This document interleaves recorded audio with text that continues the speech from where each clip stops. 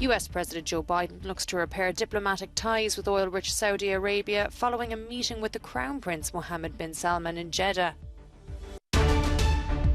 More than 16 civilians have died in Ukraine on Saturday, as Russian forces have increased attacks on the country. Large areas of Europe continue to tackle huge fires as temperatures soar to record levels. Israel's army has carried out airstrikes on the Gaza Strip.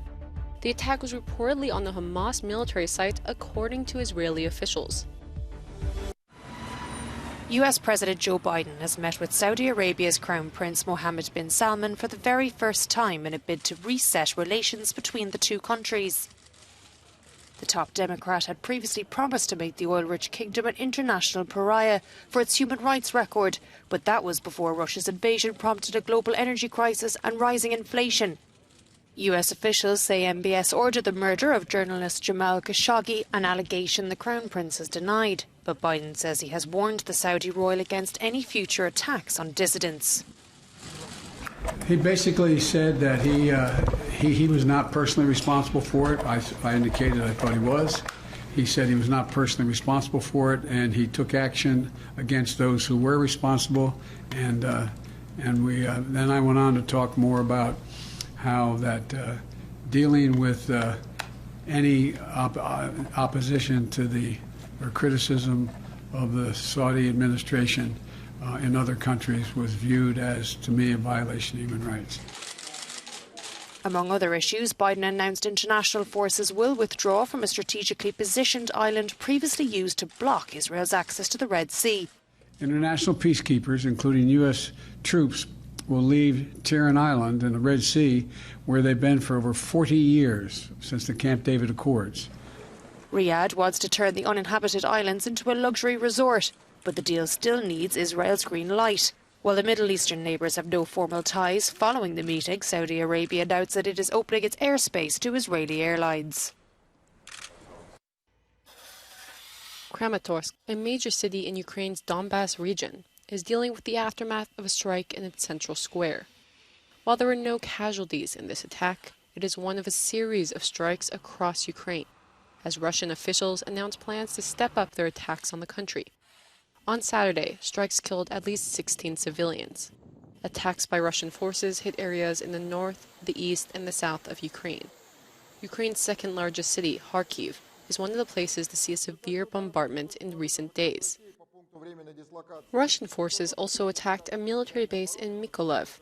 The attack killed more than 200 military personnel, according to the Russian Defense Ministry, and at least 13 pieces of military equipment were destroyed. Over the past days, Russian forces have been focusing on the Donbas region, which is making evacuation efforts in the region difficult. A volunteer described the situation on the ground. In Donbas, it's like every trip for us, it can be dangerous because we didn't know when Russian rockets will come to this bus. According to Ukraine's Interior Ministry, more than 17,000 strikes have been carried out on civilian targets since the start of the war.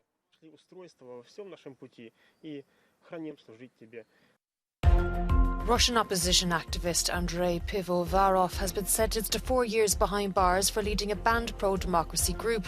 The former director of Open Russia is the latest critic of President Vladimir Putin to be sent to prison as Moscow continues its crackdown on independent media. Speaking from his metal cage in court, the 40-year-old said change is coming for Russia sooner or later and that progress cannot be stopped. Firefighters in Portugal are battling devastating blazes as much of the country remains on wildfire alert. Earlier, a plane tackling forest fires in the north crashed, killing its pilot. The government doesn't clean anything, he says. The private individual cleans more than they do. The trees sometimes even form a tunnel, one on top of the other. This shouldn't exist. How can the fire not pass from one side of the road to the other? Of course it does. The furnace engulfing swathes of southwest Europe is the second in weeks, with scientists blaming climate change and predicting more frequent and intense episodes of extreme weather. In France, the situation is still tense. There have been 3,150 hectares burnt by fire, he says, but I must stress that the fire is still not under control. It's still not contained. This is an extremely important point to underline. In Spain, after 3 days of failed attempts, officials coordinating firefighting efforts said the situation had slightly improved on one of the fire fronts. And in western Romania, firefighters have extinguished more than 20 vegetation fires in the past 3 days, affecting almost 100 hectares of crops. Locals tried to tackle the blaze themselves, fearing it might reach their houses. Israel's army has released footage of strikes it carried out on the Gaza Strip. According to Israeli officials, the airstrikes, which took place early Saturday, were reportedly on a Hamas military site that housed materials to manufacture weapons. The attack reportedly also damaged nearby homes, but there were no casualties, according to Palestinian sources. The strike was also in response to rockets fired into parts of southern Israel from Gaza late Friday night. No Palestinian group has claimed responsibility for the attack, but Israel blames Hamas. The group has ruled the Gaza Strip for 15 years, the same amount of time as Israel's blockade on the territory has been in place. The exchange took place hours after U.S. President Joe Biden left Israel after a 3-day visit.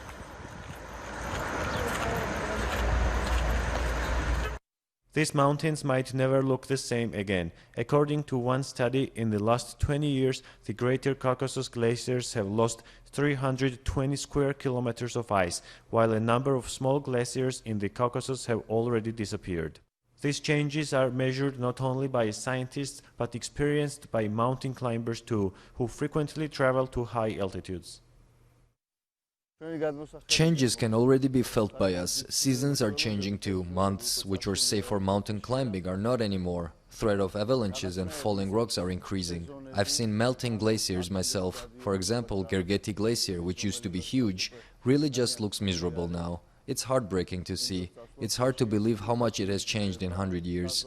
If this continues, future will be grim. Climate change is said to have played a role in the collapse of the glacier of the Marmolada mountain in Italy on July 3rd, which killed 11 people.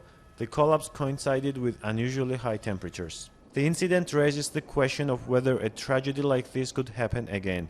According to the glaciologist Levent Yelidze, author of several studies, glaciers in Caucasus are shrinking in on every level, and some have receded by more than 4 kilometers. He said the number of glacial lakes are increasing too, which is also causing problems. These glaciers have shrunk by more than 1% every year, which means some glaciers might disappear in a couple of decades and not in 100 years, as was previously believed. Glaciers are important to the environment. They make up freshwater reserves and feed rivers. When glaciers melt, mountainsides can become unstable, triggering an avalanche. Usually it's only scientists who talk about the possible consequences of climate change, but the tragedy which unfolded in Italy shook people all over the world. Scientists believe the problem needs to be addressed now, or harsh consequences of climate change will be felt. David Gegenadze for Euronews. Japan Expo, the European festival of manga and Japanese culture, is back in Paris after 2 cancelled events in 2020 and 2021 because of the COVID-19 pandemic, and there's no lack of fans. I'm very happy to be here, she says. It's the first Japan Expo since COVID, since we were not allowed to be in a convention. We're really happy to be here. Sumo is also there for the first time, represented by Paris Sumo, the only club in France dedicated to this traditional sport.